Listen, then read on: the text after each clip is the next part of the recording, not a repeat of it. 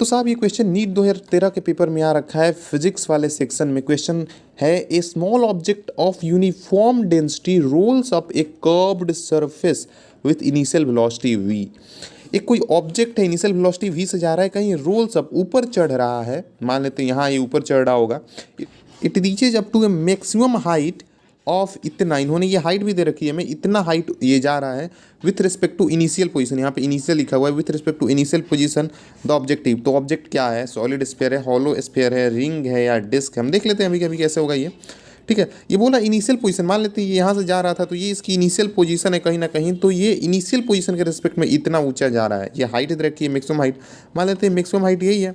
इतनी ऊपर ये पहुँच रहा है, दे रखा है 3v²/4g। यानी सर ये मैक्सिमम हाइट यहाँ तक जा पा रहा है, यानी यहाँ तक जाके ये रुक जा रहा है, इससे ऊपर नहीं जा रहा है, यानी यहाँ पे जाके रुक जा रहा होगा, यहाँ पे जा रहा है, सिंपल सी लॉजिक कॉमन सेंस की बात है, दिख रहा है सामने बिल्कुल। सर यहाँ पे जा रहा होगा तो उसके पास केवल और केवल काइनेटिक एनर्जी है, यहाँ पे जाके रुक जा रहा है, उसकी काइनेटिक एनर्जी पूरी तरीके से खत्म हो जा रही है और वो इतनी हाइट पहुँच रहा है, यानी यहाँ तक पहुँचने पे उसके पास सिर्फ और सिर्फ पोटेंशियल एनर्जी बच रही है, यही जो काइनेटिक है वो पोटेंशियल के अंदर कन्वर्ट हो जा रही है। बहुत कॉमन सा बेसिक सी लॉजिक है, एनर्जी कंजर्वेशन में लगाना है। ठीक है, देखते हैं कैसे करते हैं।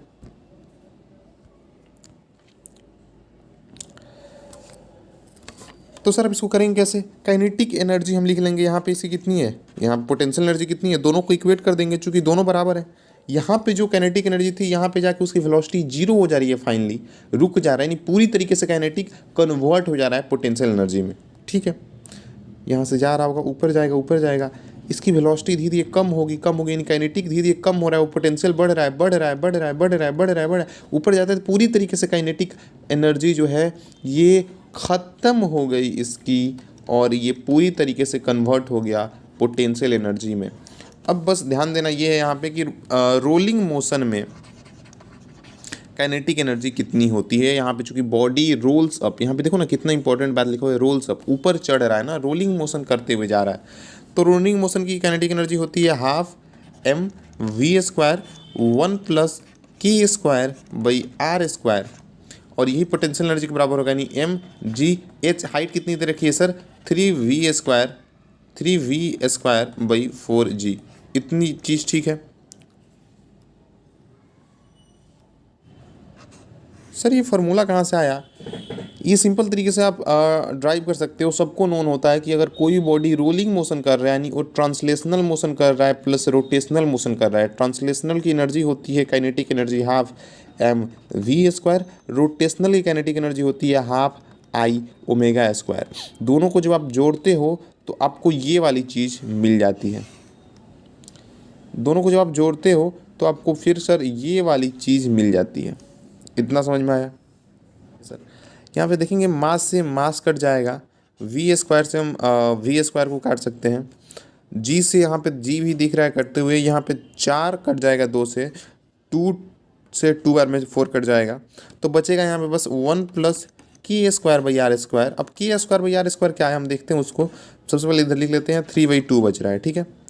k²/r² अलग अलग बॉडी का डिफाइंड होता है, जैसे मान लेते हैं, मैं दिखाता हूँ तुम्हें,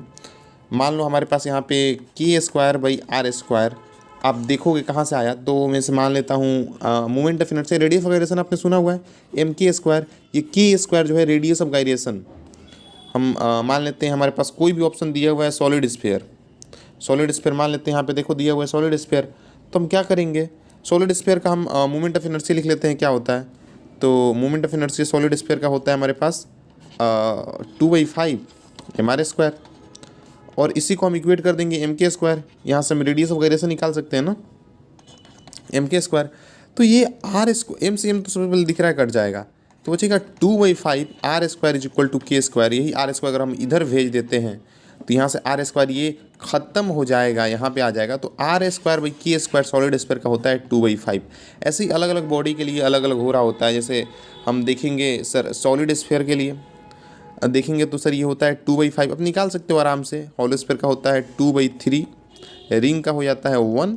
और डिस्क का होता है 1/2 या 0.5। ठीक है, तो हम k²/r² सिंपल तरीके से अगर यहाँ पे फाइंड कर लेते हैं क्या है,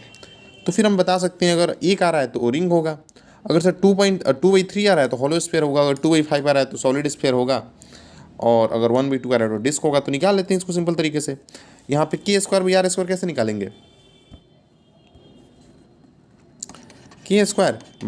इज इक्वल टू 3/2 - 1, ये 1 प्लस में इधर आके माइनस हो जाएगा, तो इसको सॉल्व करते हैं तो क्या बचेगा? 1/2 बचेगा आई थिंक। तो k² 1/2 आ रहा है, ये होता है डिस्क का होता है। यानी सिंपल तरीके से डिस्क का भी हमने देखा 1/2 होता है, यानी इसका ऑप्शन डिस्क है। डिस्क ही एक्चुअली में है जो इतना हाइट तक जाके रुक जाएगा, इस हाइट तक जाके रुक जाएगा, और एक्चुअली में डिस्क ही है जो यहाँ तक हाइट में जाके रुक जा रहा होगा, उसकी पूरी काइनेटिक पोटेंशियल एनर्जी के अंदर कन्वर्ट हो जाएगी। तो बहुत बेसिक क्वेश्चन है, बहुत सिंपल सा लॉजिक हमें लगाना था। काइनेटिक एनर्जी बस पोटेंशियल एनर्जी कन्वर्ट होगी, और यहाँ पे इसकी काइनेटिक एनर्जी का फॉर्मूला लिख दिया, यहाँ पे इसकी पोटेंशियल एनर्जी का फॉर्मूला लिखा।